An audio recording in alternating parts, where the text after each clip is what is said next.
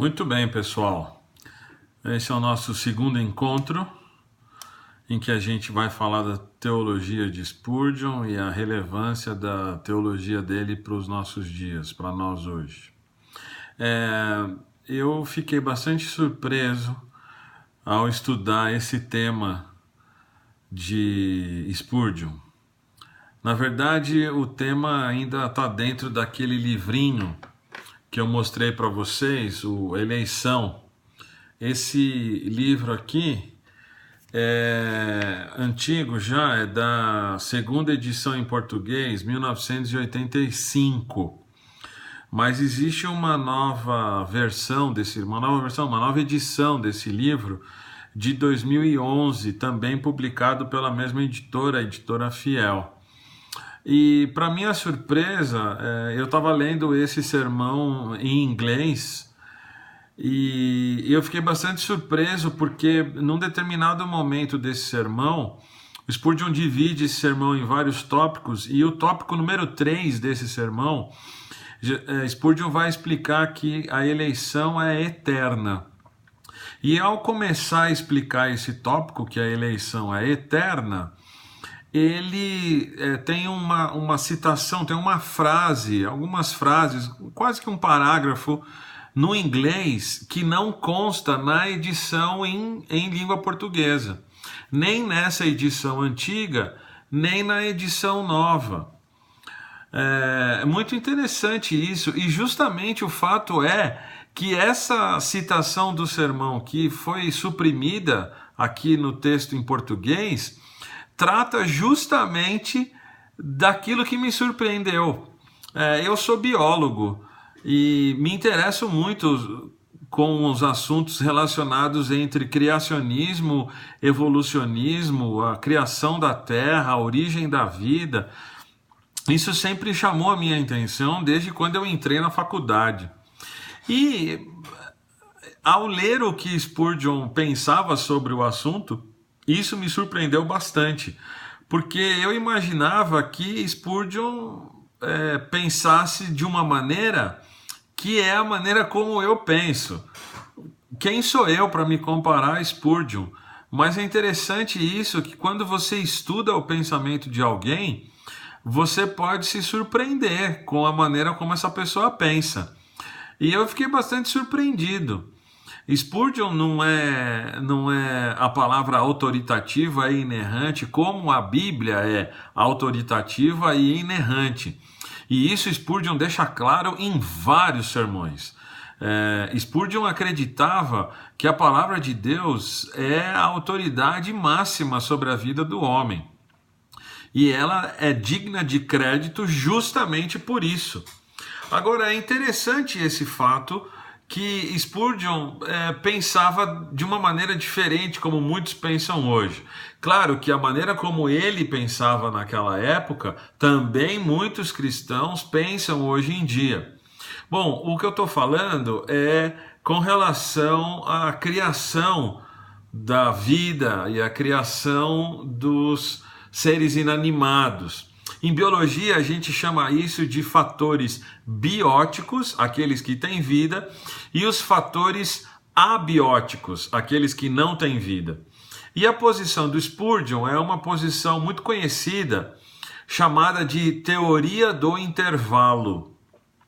É uma posição interessante, e eu vou ler aqui alguns trechos, pequenos trechos, de alguns sermões que Spurgeon pregou ao longo da sua vida, em que ele deixa claro a posição que ele pensa a respeito disso. Minha primeira citação é um sermão que ele pregou em 25 de julho de 1886. Um sermão baseado em Marcos, capítulo 7, versículos de 20 a 23. A citação de Spurgeon é essa aqui. Em toda a sua influência sobre a verdade bíblica, a teoria da evolução está em oposição direta a ela. Se a palavra de Deus é verdadeira, a evolução é uma mentira. Não vou aliviar o assunto. Este não é o momento de falar suave. Então, Spurgeon, que foi contemporâneo de Charles Darwin, que publicou o seu livro A Origem das Espécies pela Seleção Natural em 1859, Spurgeon então está colocando claramente que, ao comparar a explicação da teoria da evolução e a explicação bíblica, a Bíblia é a verdade e a teoria evolutiva, a teoria da evolução, é mentirosa à luz do que Spurgeon está colocando aqui para nós. Essa citação é de 1886, então já há bastante tempo depois que Darwin publicou seu livro, quase 30 anos, né, que Darwin tinha publicado, então já muito tinha sido discutido, conversado e tudo mais. Uma outra citação importante de Spurgeon é uma citação que ele fez em 1855, agora 4 anos antes da publicação do livro do Darwin, e essa citação não está relacionada com a teoria da evolução, mas está relacionada com a maneira como Spurgeon acreditava do relato da criação, como é que Spurgeon via como que o mundo foi criado. E a citação é de uma pregação que Spurgeon fez em Romanos, capítulo 15, versículo 13. O título dessa pregação é O Poder do Espírito Santo. Então, a citação de Spurgeon é essa aqui. Se você olhar no primeiro capítulo do Gênesis, verá mais particularmente que a operação peculiar de poder sobre o universo foi lançada pelo Espírito Santo. Então você vai descobrir qual foi o trabalho dele. O segundo verso do primeiro capítulo de Gênesis lemos: E a terra era sem forma e vazia, as trevas estavam sobre a face do abismo, e o Espírito de Deus se moveu sobre a face das águas. Não sabemos o quão remoto pode ser o período da criação deste planeta. Certamente, muitos milhões de anos antes do tempo de Adão. Então veja que a posição que Spurgeon está colocando aqui é uma posição bastante diferente daqueles criacionistas que entendem que não existe nenhum intervalo entre o primeiro versículo e o segundo versículo do capítulo 1 de Gênesis. Eu vou ler de novo o que o Spurgeon falou. Não sabemos o quão remoto pode ser o período da criação deste planeta. Certamente, muitos milhões de anos antes do tempo de Adão. E continua: nosso planeta passou por vários estágios de existência e diferentes tipos de criaturas viveram na sua superfície, todas as quais foram moldadas por Deus. Interessante aqui a gente fazer uma pausa e analisar o que Spurgeon está colocando para nós. Spurgeon vai dizer, então, que o mundo não teria começado na época em que Adão fora criado. O mundo começou milhões de anos antes de Adão. E esta primeira criação, por assim dizer, essa primeira criação foi feita por Deus. A segunda criação também foi feita por Deus. É o que Spurgeon vai afirmar. Então, continua a citação de Spurgeon. Mas antes daquela era, onde o homem deveria ser o principal morador e monarca, o Criador abandonou o mundo à confusão dele. Deus permitiu que os incêndios internos explodissem dentro da terra e derretesse toda a matéria sólida, de modo que todo tipo de substâncias se misturassem em uma grande massa de desordem. Esse é um ponto importante. O relato bíblico diz que a terra era sem forma e vazia. A terra era caótica.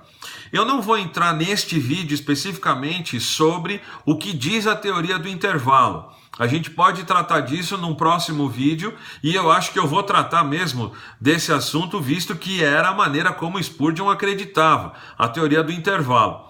Mas vale dizer que a terra era sem forma e vazia.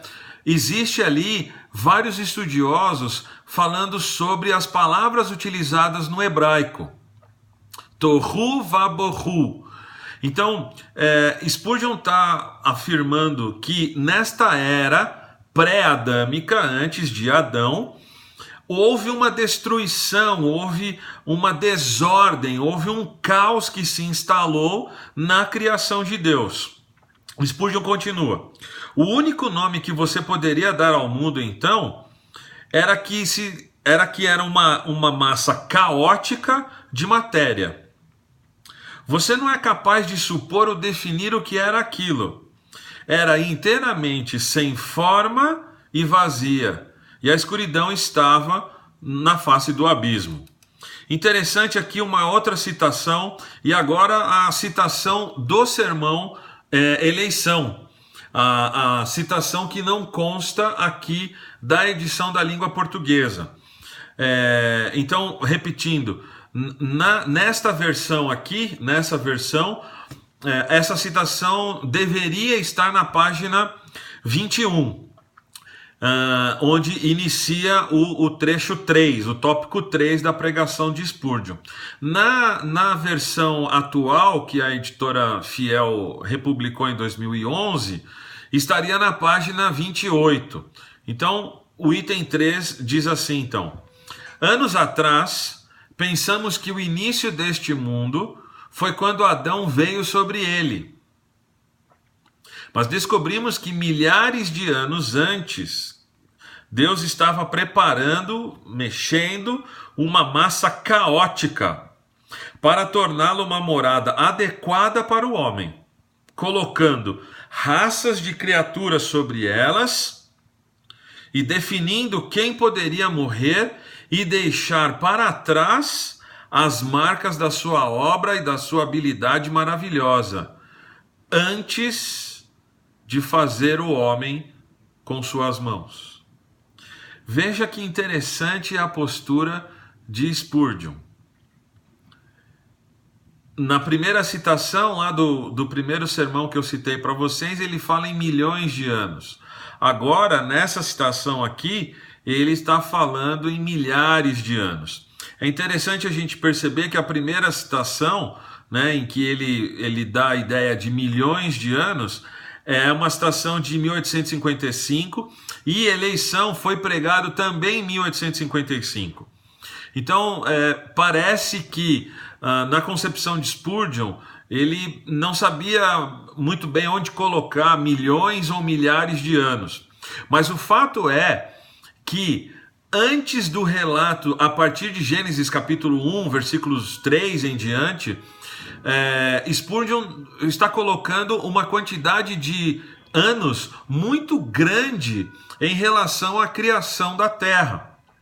Há uma teoria defendida por muitos criacionistas que é a teoria da Terra jovem. A Terra teria aí em torno de 10 mil anos de criação. Vamos extrapolar para 10 mil anos de criação. Dentro desta teoria, existe uma explicação para a idade aparente da Terra, esses milhões de anos ou milhares de anos que a Terra teria. A posição de Spurgeon é que o mundo e os seres vivos, e particularmente o ser humano, foram criados por Deus, mas não exatamente como eu imaginava que ele fosse defender, em dias literais de 24 horas. É interessante nós vermos que essa teoria do intervalo, existem várias explicações para o que teria acontecido nesse intervalo. Basicamente, apenas aqui à guisa de entendimento da teoria, a teoria diz então que nesse intervalo de tempo teria ocorrido a queda de Lúcifer, a queda de Satanás e daquela terça parte dos anjos, como nós lemos lá na epístola de Judas. Em função disso, então, esse caos foi provocado então pela queda do diabo. Existem alguns pontos interessantes que a gente pode tratar nessa teoria e nós vamos tratar no próximo vídeo, em que eu vou apresentar para vocês essa teoria do intervalo, a maneira como Spurgeon acreditava, e então a partir dali a gente pode ter uma ideia dos pontos positivos e dos pontos negativos dessa teoria do intervalo. É importante a gente entender que, apesar de Spurgeon acreditar que a Terra pudesse ter milhares de anos ou milhões de anos, dependendo da citação das pregações dele, é importante destacar que Spurgeon considerava a palavra de Deus infalível. E a partir do relato, então, o que ele entendia ser a segunda criação de Deus, esses relatos são fidedignos à luz de dias de 24 horas. Essa era a maneira que Spurgeon acreditava e pensava.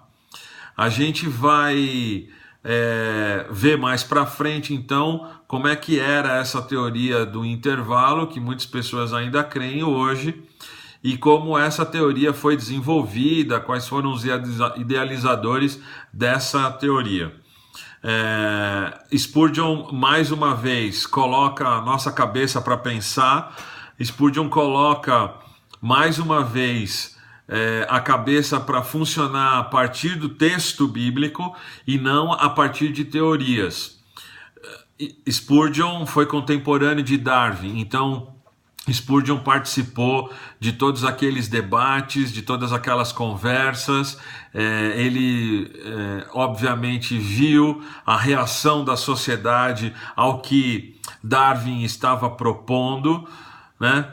Então, e ele pôde elaborar ali as suas frases, a sua maneira de pensar a partir da influência que Darwin teve na sociedade. Eu queria terminar esse vídeo relatando uma frase que Darwin chegou a escrever numa carta para sua esposa a respeito da teoria. Quando ele estava elaborando essa teoria, Darwin chegou a escrever para sua esposa que ele se sentia como que assassinando a Deus. E por que ele se sentia dessa maneira?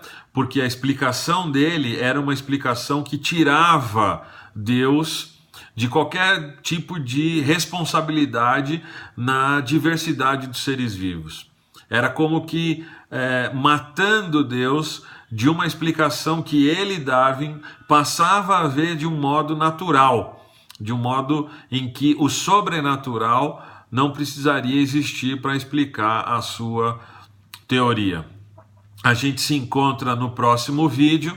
Deixe o seu comentário aqui embaixo, dá o seu like se você gostou desse vídeo. Se você não gostou, comenta também, porque é muito importante essa troca de ideias, tá bom? A gente se encontra na semana que vem. Um abraço e fiquem com Deus.